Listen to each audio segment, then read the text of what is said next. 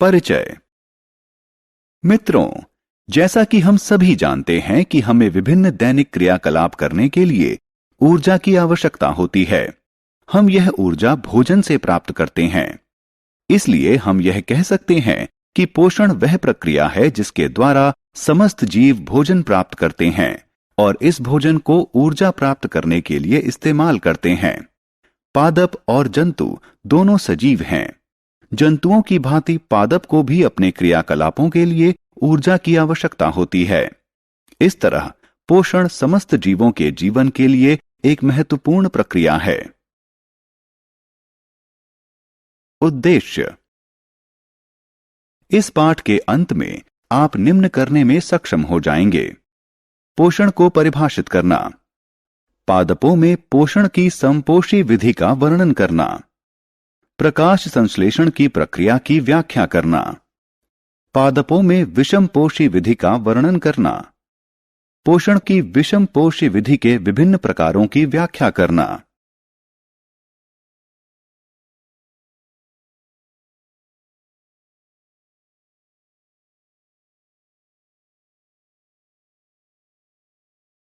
पोषण की विधि।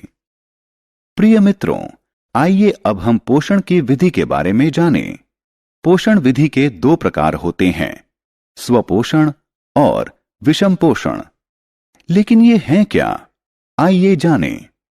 पोषण की वह विधि जिसमें जीव साधारण तत्वों से स्वयं भोजन बनाते हैं स्वपोषण कहलाती है और इस प्रकार के जीव स्वपोषी कहलाते हैं। हरे पौधे स्वपोषी का उदाहरण हैं। पोषण की वह विधि जिसमें जंतु और अन्य अनेक जीव पादपों द्वारा तैयार किया गया भोजन ग्रहण करते हैं विषम पोषण कहलाता है और ऐसे जीव विषमपोषी कहलाते हैं। मनुष्य, शेर, बाघ इत्यादि विषमपोषियों के उदाहरण हैं।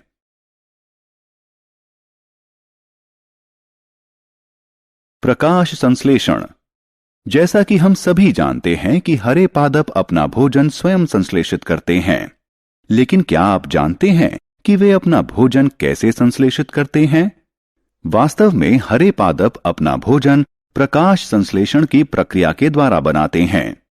प्रकाश संश्लेषण वह प्रक्रिया है जिसके द्वारा हरे पादप क्लोरोफिल यानी पर्णहरित व सौर ऊर्जा यानी धूप की उपस्थिति में कार्बन व जल के द्वारा तैयार करते हैं।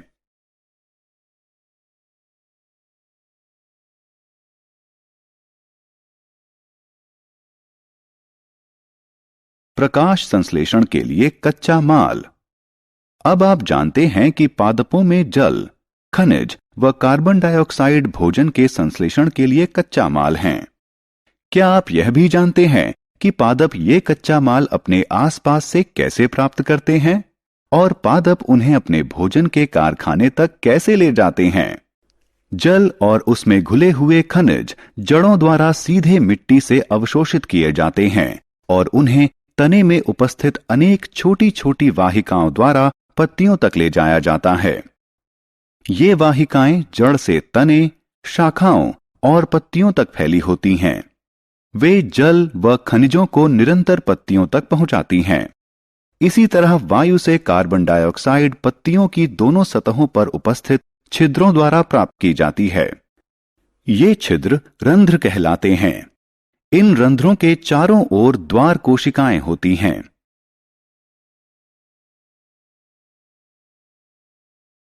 प्रकाश संश्लेषण का उत्पाद। कार्बन डाइऑक्साइड और जल पत्तियों में पहुंचकर धूप की उपस्थिति में अभिक्रिया करके कार्बोहाइड्रेट बनाते हैं। अंततः कार्बोहाइड्रेट स्टार्च में बदलकर पादपों के विभिन्न भागों में एकत्र हो जाता है। इसलिए प्रकाश संश्लेषण में निर्मित होने वाला पहला भोजन उत्पाद स्टार्च है। स्टार्च कार्बोहाइड्रेट का ही एक रूप है। इस प्रक्रिया में ऑक्सीजन भी अवमुक्त होता है। अतः इस प्रक्रिया को निम्न प्रकार से व्यक्त किया जा सकता है। इस प्रक्रिया के अंतर्गत कार्बन डाइऑक्साइड और जल धूप की उपस्थिति में कार्बोहाइड्रेट और ऑक्सीजन अवमुक्त करते हैं।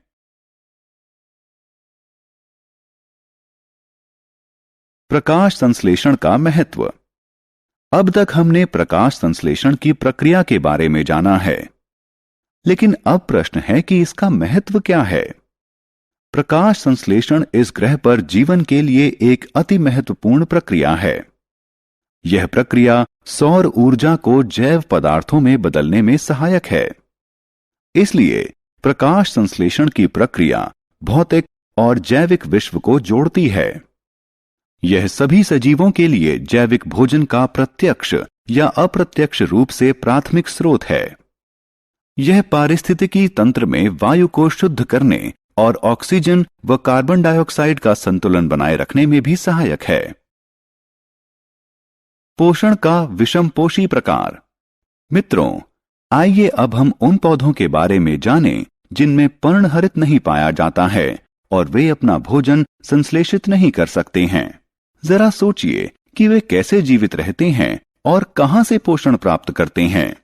जैसा कि हम इस अध्याय में पहले ही सीख चुके हैं कि ये पौधे अपना पोषण अन्य पौधों और जंतुओं से प्राप्त करते हैं। पोषण का यह प्रकार पोषण का विषमपोषी प्रकार कहलाता है। इस प्रकार से पोषण प्राप्त करने वाले पौधे विषमपोषी कहलाते हैं।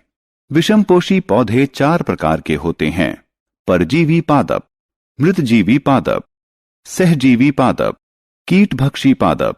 आइए अब हम प्रत्येक के बारे में विस्तार से जानें। परजीवी पादप। आइए परजीवी पादपों से शुरुआत करें। वे पादप जो अपना भोजन सीधे अन्य पादपों से प्राप्त करते हैं परजीवी पादपों के रूप में जाने जाते हैं, और वे पादप जिनसे परजीवी पादप भोजन प्राप्त करते हैं परपोषी कहलाते हैं। आपने अपने आसपास अमरबेल यानी कसकुटा अवश्य देखी होगी, जो कि एक परजीवी पादप का उदाहरण है। यह पीली नालिकाकार संरचना के रूप में तनों एवं शाखाओं के चारों ओर लिपटी होती है।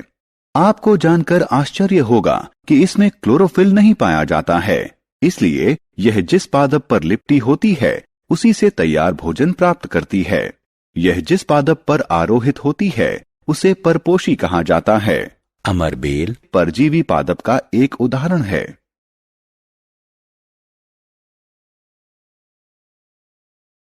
मृतजीवी पादप। जब आप सब्जियों की दुकान पर जाते हैं, आपने पैकेट में रखे हुए मशरूम अवश्य देखे होंगे। इसके अतिरिक्त कभी कभी बरसात के मौसम में सड़ी गली लकड़ी पर उगी हुई मुलायम छाते जैसी आकृतियों को भी देखा होगा। लेकिन क्या आप जानते हैं कि ये जीव क्या हैं और अपना पोषण कैसे प्राप्त करते हैं? मित्रों, ये जीव सामान्य रूप से कवक कहलाते हैं और वे अपना पोषण मृत और सड़े गले पदार्थों से प्राप्त करते हैं। मृत और सड़े गले पदार्थों से पोषण प्राप्त करने के लिए वे पाचक रस स्रावित करते हैं और इसे विलयन में बदल देते हैं। पोषण की यह विधि जिसमें जीव अपने पोषक पदार्थ मृत और सड़े गले पदार्थों से विलयन के रूप में प्राप्त करते हैं, मृतजीवी पोषण कहलाती है।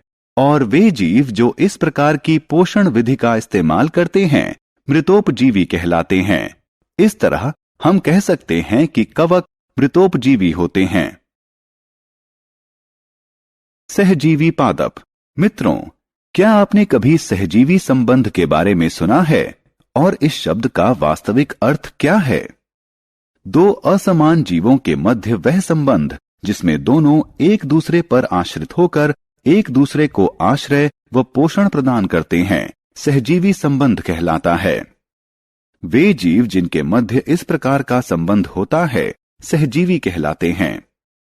लाइकेन सहजीवी संबंध का एक अच्छा उदाहरण है। लाइकेन शैवाल और कवक के मध्य साहचर्य है। इस प्रकार के संबंध में शैवाल कवक को भोजन प्रदान करता है और कवक शैवाल को संरक्षण, अवशोषित जल और खनिज प्रदान करता है।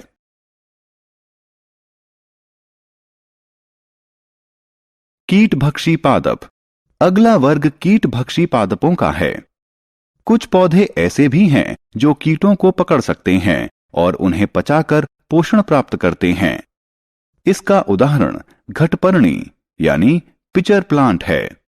वास्तव में ये पादप अपना भोजन प्रकाश संश्लेषण प्रक्रिया के द्वारा संश्लेषित कर सकते हैं।